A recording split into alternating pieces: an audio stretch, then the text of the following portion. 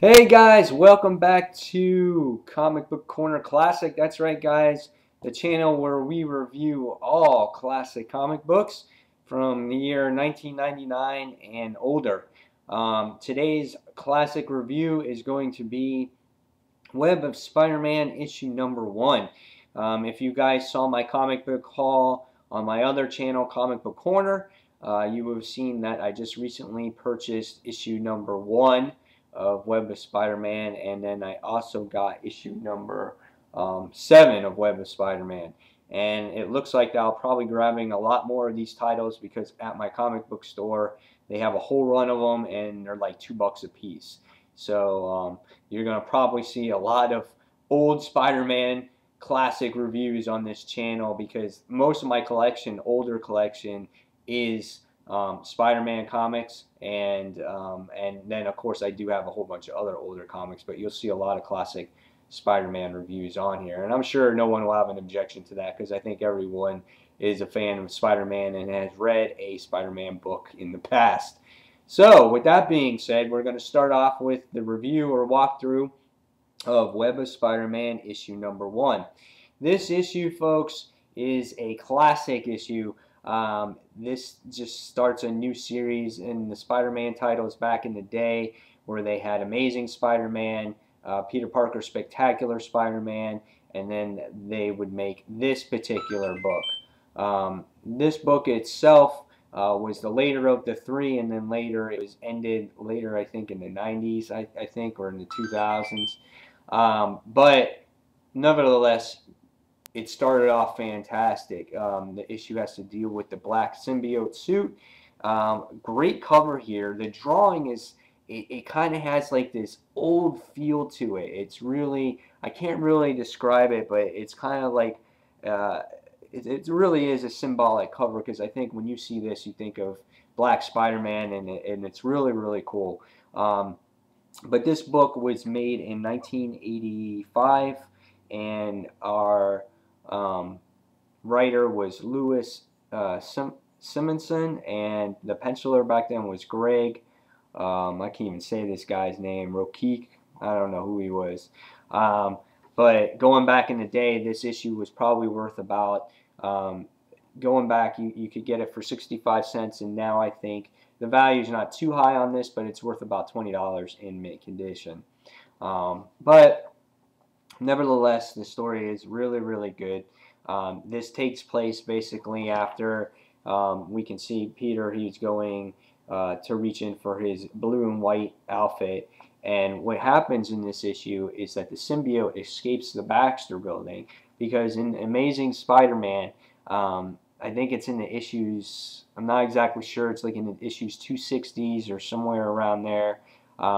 Spider-Man has a suit. It's the symbiote suit, and he actually brings it to the Baxter building. And what happens is Reed Richards realizes that the suit is basically living, and he uses a sonic blaster and he takes the suit off and he has it captured. Now somehow the symbiote escaped and it was in Peter Parker's closet, so he's trying to find his host.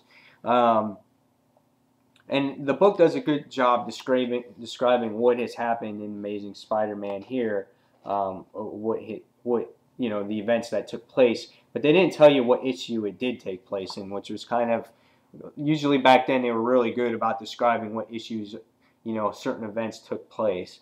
But as Peter Parker is getting dressed in his blue and whites, he realizes that the symbiote was posing as his old suit, and Peter's just all crazy about this whole thing about, oh my God, I should not, you know, I can't be wearing this. I got to bring it back to Reed Richards. You got to get it off of me. It's trying to possess me. So he realizes that the suit is just, it's not for him, and it's evil and things like that. So on the side story here, we have these three other guys that are doing this petty thief against this old lady, but they've gotten away from jail, and they're these winged characters that basically were in jail, and the Vulture, I guess they were in jail with Vulture, and this guy's name is what is his name, Honcho, which is funny, but he he's basically really, really smart. Vulture talked to him about his technologies and how the Vulture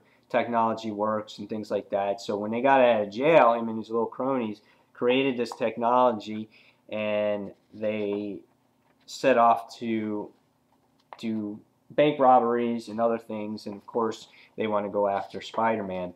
So their whole plan is, once you guys see Spider-Man, don't take him on alone. Call all their Volturions, I guess that's what they call them, and we'll take over. So Spider-Man and Peter is just basically having real trouble dealing with his suit. It's trying to take him over. He's trying to fight it, and the more he fights, the harder it becomes. He's trying to get to the Baxter building. He's using the webs, and it's reading his thoughts, and he's just getting in all kinds of trouble. And by doing this, the other Vulture guys basically come across him, and they see that he's struggling. I mean, you can see, look, he's going through buildings, he's smashing into walls. He just can't deal with the suit whatsoever. And so one of the Vulture guys sees him there, and he's just like, "Oh, I can take him," because he can't control himself. He's like having a fit or something, and you can see he is. He's tied up to a pole and all kinds of other stuff that's going on. So this guy takes him in, and he takes him in, and Honcho's saying, hey, look, you're lucky you didn't get splattered by Spider-Man, but they're realizing it's the suit that's causing all the issues. Spider-Man is determined to somehow get to the Baxter building, so he does it the old-fashioned way. He just uses his reflexes and just smacks the guy in the face. He starts punching him. He throws, he's using him to ride to defeat the other Vulture guys. And he's trying to get to this Baxter building. He's taking off his steering units. He's going to try to fly him there. But eventually he realizes he can't get there. And he remembered that a sonic blaster was the thing that removed the symbiote in the first place. So he figures a loud noise can probably do it again. So he takes it over, flies over, and he takes it over to the bell tower. And the bell tower has this long, loud bong sound you can see here. And you can see that it's really, really loud. And the other guy takes off. Spider-Man's go. He's like, go. He's like, I need this suit off of me, but I don't want you to die. I want your death on my conscience. So the bell is ringing, and it's going bong, bong, bong. And, he's saying, get off of me. He's like, just leave me alone. He goes, I know you don't want to be here with this sound. And you can see as the sounds are going and going and going, the symbiote actually eventually falls off of him, and he's going down the stairs. And the loud ringing is taking a toll on Peter Parker, and he's just about dead.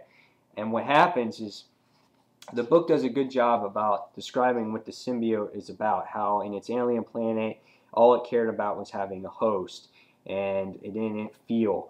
But since it joined with Peter Parker, Parker has, excited feelings, emotional feelings, pressure feelings, and all these other things. So what has happened is the symbiote has actually learned how to feel, and it's felt for Peter Parker. So as the symbiote escapes, it basically grabs Peter and takes him to safety so he could live. And in the end, in the last page, you see that the symbiote, just kind of looks at Peter here, and he just kind of pokes at him, and he just takes off and leaves. So you don't know what happens to the symbiote at this point. And in the end, it says, in a very short while, Peter Parker will awaken and wonder why did it save him.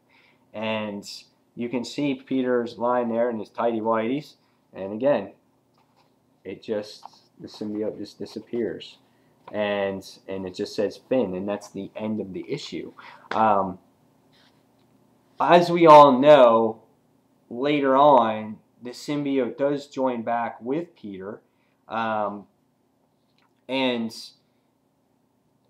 we all know the story of what happens to the symbiote. Eventually he rejects it again, and it drops off, and it becomes Eddie Brock, and Eddie Brock becomes Venom, and Venom, has its history now, and But I need to see where the black suit joins Spidey once again, because in Amazing Spider-Man you see like in the 270s or 280s that he has the suit again, and you can see in a book behind me in issue number 2, I think it's 275, he's wearing the suit there. So, and then later in this series, that's all he wears is the black costume as well. But in the next couple issues, he wears the blue and white. So it'll be interesting to see where this black suit, comes back into play again. But this book was really good. I mean, the storytelling in it is a little weak. The characters are a little weak, but overall, it wasn't bad. It wasn't horrible. It was interesting to see the black suit and how it possessed. And those other characters are like secondary in the book, second B-rated villain characters. I could deal without them. I was more interested in the black suit, the black costume.